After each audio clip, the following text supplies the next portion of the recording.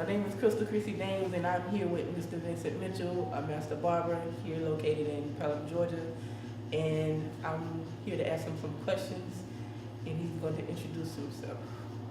Hello. Hello, I'm Vincent Mitchell, owner and operator of Mr. Vincent's Barbershop, located in Pelham, Georgia. First question, who is Vincent Mitchell? Vincent Mitchell is a native of Pelham, Georgia, born and raised here. Went to school at Pelham High, graduated, and just being in Pelham is a joy. Sometimes a lot of people have left home too, but I've always wanted to stay. For me, it's a privilege to do this and be here. What made you become a barber? I think it was by fate. I had an uncle on both sides of my family that were in the barber business. My uncle J.C. Bolden, he was a young barber back in the 60s, and my uncle Bobo, his name was Wardell, but everybody called him Bobo. But they were doing it, and I just feel like, for whatever reason, God blessed me to continue what they didn't finish. And I started cutting at the age of 14 at home, and by the age of 15, I was in a barbershop. So I've been cutting now over 35 years. I didn't know that. What avenues do you have to take to become a master barber? Well, first you need to really develop a passion for the business. And as you develop a passion for the business, you have to know that whatever passions you have, you give it your best. And I first started under Cecil Florence, who gave me my start, who gave me the patterns of life to become the barber that I am. He started me out. He told me how to talk. He told me how to convince my customers that I knew what I was doing. He said if I didn't talk to them, that I would never get them in my chair, because I had to convince them that I knew what I was doing. So he pushed that in me to understand that if I try hard, I can get you in my chair. At home, I was a quiet guy, didn't talk much, but over the years, I've evolved into a real big mouth person. When Cecil gave me my start, we worked together for several years. Then I worked under Oliver Guff Dawson for several years. Then I worked back with Cecil again.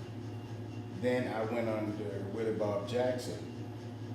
And all these three great men were master barbers. So I learned a great deal from each one of them. And with Cecil giving me my start and then getting my license under Willie Bob, I was an apprentice under him for several years. Then I was able to come from the apprenticeship to being a master barber. What are the days of operating business? Like, when are you open, closed? I'm open Monday through Saturday. Normally Monday through Wednesdays are sometimes slower days. So I open up maybe after 12, sometimes around 1:30. Friday through Saturday, I like to get here around 10 o'clock. Business normally picks up. People are kind of ready to get groomed and ready for the weekend. So that's when I really like to get it from. Alright. Okay, do you use clippers or barber shears? I use both. It depends on the cut, what they want, what the design may be. I'm an old school barber, so I do use a straight razor. I just believe in the old school way of life to make the barbershop look good, to make the person that comes in the shop to give them their best.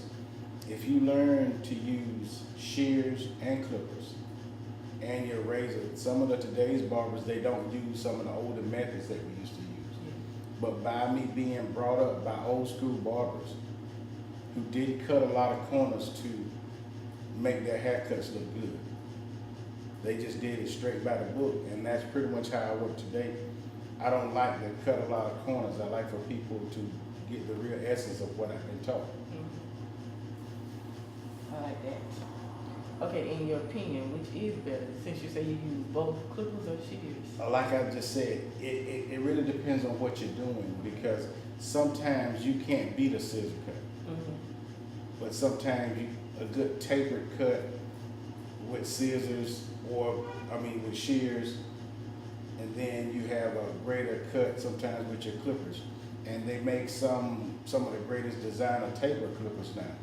So it's hard to really miss on either one, because sometimes I will cut and then I like to do the defining work with shears and then put a finishing touch on it with a razor. So sometimes I may use a combination of things. As long as I get the results I need, I can use either or, and I'm still fine. Okay, why choose Pelham? I know you say you love Pelham. Why choose Pelham and not the city? Well, I thought about bigger cities, and I wanted to go for a while. But being at home in a hometown barber, you get to know people. It's kind of like they used to talk about it at Cheers, where everybody knows your name. Yeah. And they're always glad you came. I know everybody, or just about everybody that comes my way. I get new people in a lot of the time, but when they leave, we're friends. And I like being the hometown barber that everybody gets to know and gets to see and knows my name, from the little kids to the older women. Earning that respect, it took years. I've been here 19 years, since January of '96. And I'm looking forward to being here over 20 years plus. But when you get in here and people know you, and it's your hometown, you know, a lot of people come in, knew me from a kid up. So that's a great feeling for people to know you from a kid and know that you're still in business in the same town. Yeah, I can say I've known you since I was a kid. So. Yeah. Okay. You chose Pelham. So what made you choose this particular neighborhood? This neighborhood is very special to me in many ways. First, I came here with Cecil back in 1980, and he gave me my start, the summer of 1980.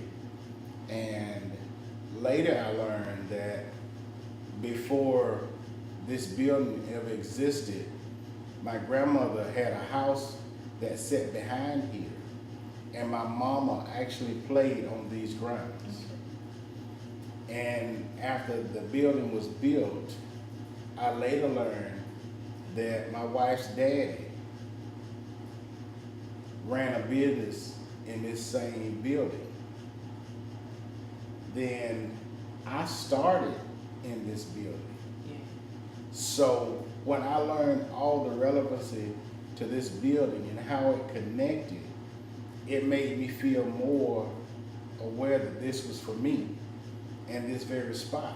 And knowing that I started here, then able to start a business here, then able to buy the building, which really made me feel better about what I was doing. And I had a lot going on, so it made me feel very, very blessed to just, you know, be in this spot. Yeah, I never knew the ties to this building, because I was going to ask you about that, since you've been here so long. Okay.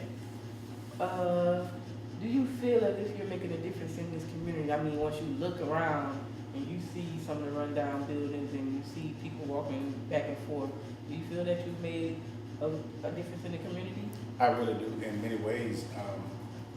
This building, you even though sometimes people may want to call it the ghetto or the slums or whatever they may want to call it, but when you're here and you paint your building and you clean your bathrooms and you clean your shop and you make it look like you want it to look, and you make people feel like they're coming into a nice place, regardless of what's on the outside. When they come inside, you make them feel like people should want to be treated. You want them to feel good about themselves. You don't want to make the outside feel like the inside.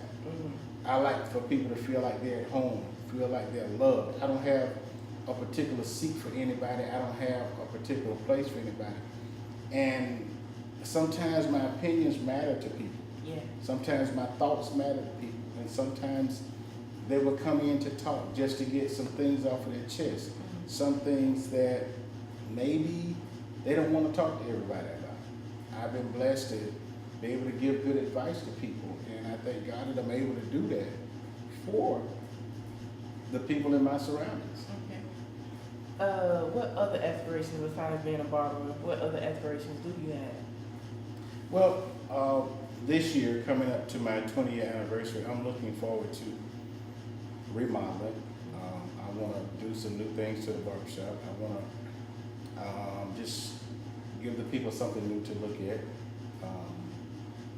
People like change in a good way. Yeah. And I've learned that when we have change in our lives, that if it's in a positive manner, people can accept it. And sometimes if you even allow them to help you make these changes, they can see things that evolve around them even helping you. Then they can say, I helped. Even if it's taking some things out and throwing in the dumpster, they can say they helped. And I always like to try to make my business feel like it's a part of the community.